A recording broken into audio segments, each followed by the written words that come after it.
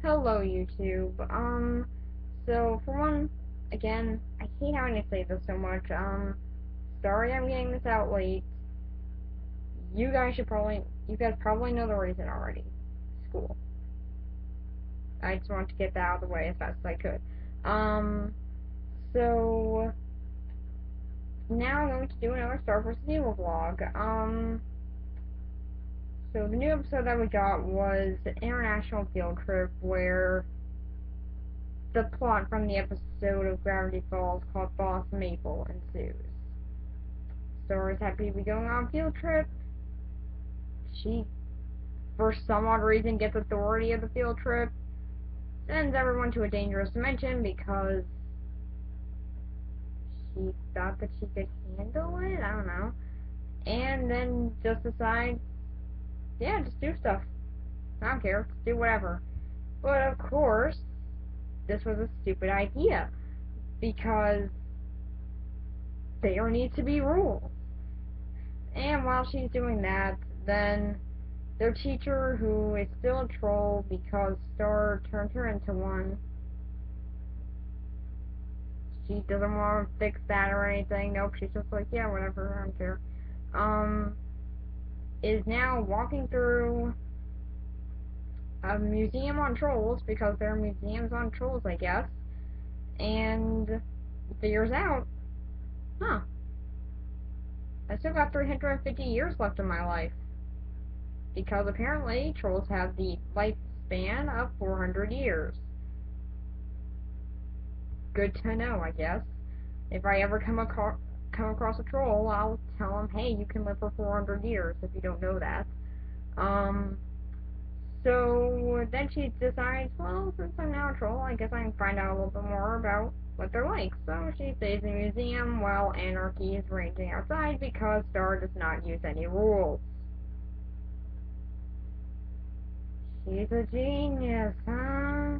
Yeah, yeah, no one can guess what happens after that. They need rules. Who would have thought that would be the lesson? And yeah, in the end, yeah, she decides, okay, rules are necessary, while making Marco's only two friends remain merged together from a horse's body, because that happened. She's probably never gonna fix that, but they never go through the thing again, so safe to say that she has again destroyed someone's life, I think. But there are a few good things to come out of this episode, even though this one is so hard to sit through, because there are such cliches going on. You know what's going to happen in the story. Gravity Falls did it much better, and it's so clear that this isn't going to work out right. So why'd they do it? I don't know. I just talk about the show. I don't know why they did this.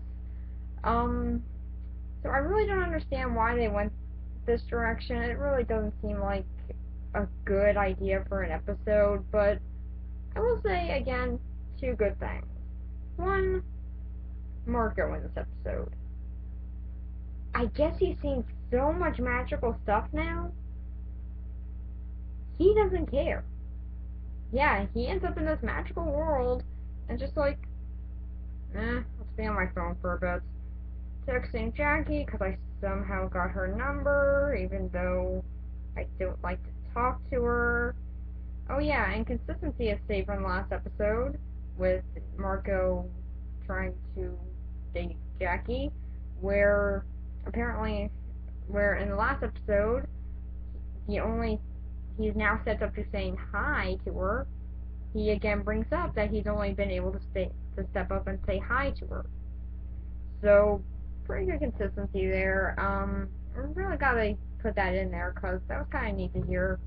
Oh yeah, and now she sat next to him on a bus. I guess that means that they're a thing now. I don't know. So there's also one other good thing in this episode, which is the teacher, and I just think it's kind of interesting as to how she is in this one. I mean, we don't really know too much about her. We just know that she's the teacher. But apparently she's been going through a midlife crisis this whole time. I never would have guessed that, but apparently she is. And apparently she's now thinking that there's nothing left in her life aside from teaching these kids, and she hates teaching these kids. I kind of feel bad for her, but then she realizes that she has 350 years and that makes everything better. Okay. Mm. And then the episode after that one is Marco grows a beard, where, yet again, Jackie causes everything. All Jackie does is say, hey, that's a cool beard to a guy. Marco only has 4 hairs of a mustache. And then just says, I gotta grow a beard now. And he doesn't want Star doing it because she's been doing every freaking thing with magic. Oh, and apparently now we know what happened, what she does to these magical creatures that she creates. She makes them die. Screaming. I mean, Jesus. When there were like these little clown things that took her to school. Nothing big, right? But then she makes them explode. I mean, Jesus. Why? They're clouds. What are they going to do? What were they going to do? Were they gonna turn evil? Were they gonna make it rain on something? I don't get that. Why kill them? There's no reason to kill them. But I guess she saw a reason. But she doesn't find any reason to kill a Minotaur that smashed her locker open for her, probably destroying everything in her locker, so then she can get that stuff in her locker. She's the best. So she decides at the end of the day, no, I don't care what Marco said if he wanted to do everything himself stuff. No, that's not what he really wants to do. He's just lying. I'll sneak into his room at night, and then I'll use a spell on him that will grow a beard for him. There were a few problems with this plan here. One, why would he go through all this trouble if he just wants to do it himself? 2, this beard ends up going out of control. How does that happen? She actually does it in the school to herself. 3, why is that magical book that she has that tells her about all the spells and everything have a spell to grow a beard? And 4, why can't anyone gain control of the beard? This makes no sense. But, of course, the beard goes out of control and goes to the house in hair. And then Ludo just says, yeah, no, we can get the wand now. But due to the stupidest explanation ever, he doesn't want hair touching her or him. I don't really know what gender it is.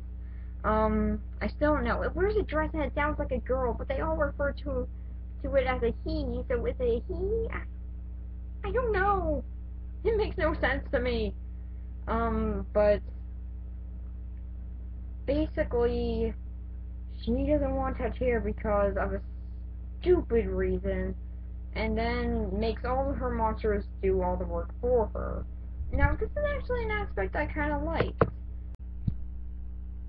because it finally brings up some attention to what I've actually been hoping that the show would raise some attention to, in how Ludo treats her army, or his army. I still know. It still looks like a girl to me, it still sounds like a girl to me. It has the dress.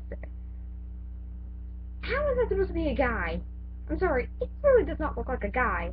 But, I've been really wanting to see how Ludo treats his or her army.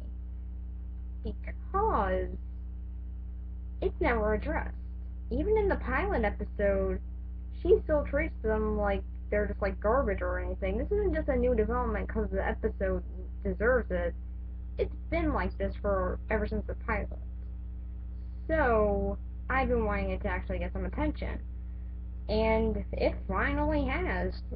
apparently now she's pushed her army a little bit too far here. And it's completely understandable. I mean, what happens? They do all this hard work for her just to try and get this wand.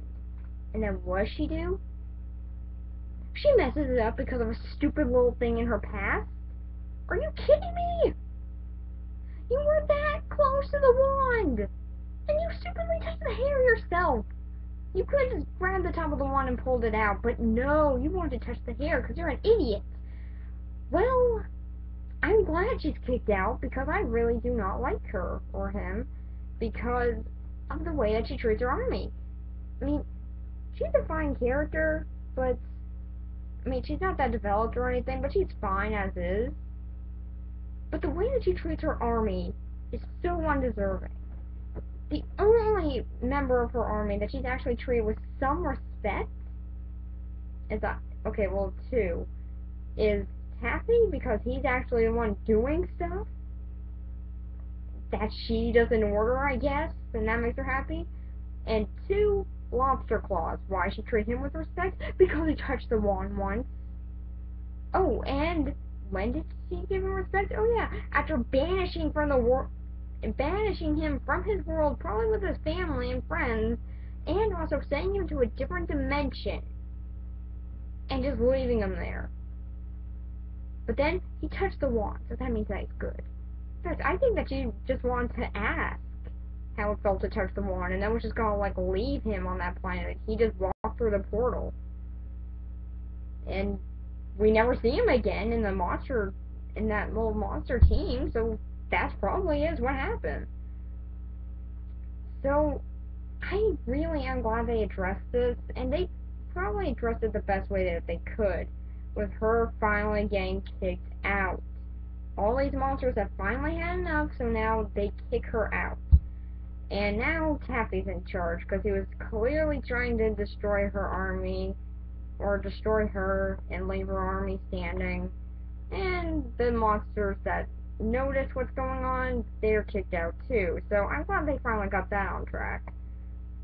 And apparently that's going to come into play in the next episode, because in that one Marco gets captured for no reason. I don't know, he gets captured, I guess. So maybe it's them, I don't know. Maybe they're actually competent next time. Another thing I kind of like about this episode is we actually see how Star feels about her having the wand. Like, right before this episode started, I was thinking, yeah, Star uses her wand a lot. We never actually see her do any real fighting. Well, she fights sometimes, but she's always using her wand as she does it. She doesn't really have to finish anything like how Marco does. Which, really, why didn't she just give Marco a sword or something? She has swords in her room! Give him a sword, lady! Anyway, even though she's too stupid to do that, she still just lets him fight, and in this one we finally do get to see her fighting a bit. The animation here is pretty good on what they do with it, with her fighting. It's all very slick. There's even one moment in it where I actually rewound it, because while she's fighting, she like uses her hair to spin all around her. That was kind of cool. And then just like emerges from her hair and kicks the guy in the face. I thought that was kind of neat, but I really do think it's a good thing that we finally get to see her fight. We've never really seen this, and she's pretty good. And even at the end, she decides, yeah, no, I think it's time I do some fighting for myself, and kicks them all out of the house. And I was glad to see that, although in the end, after learning that magic's not that helpful, guess what she does? The stupidest option imaginable to help out Marco. She uses this tiny little razor to try and get him out. He's begging for help here. He's probably suffocating, seeing as we can't see his nose or his mouth. He's probably dying in there.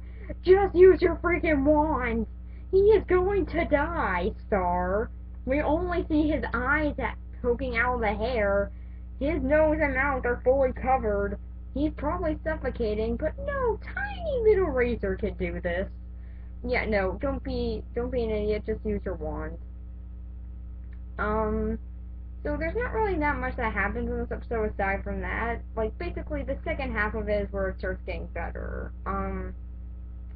But I still think that these episodes are fine. Not that much to bring with them, though. They don't really offer anything new. Again, with the episode Interdimensional Field Trip being so cliched, it's hard to sit through. But at least they do try to make up for that in their next episode, where they do have a lot going on, at least. So, not bad. I mean, they're definitely not on the track they were with their first few episodes and with Monster Arm.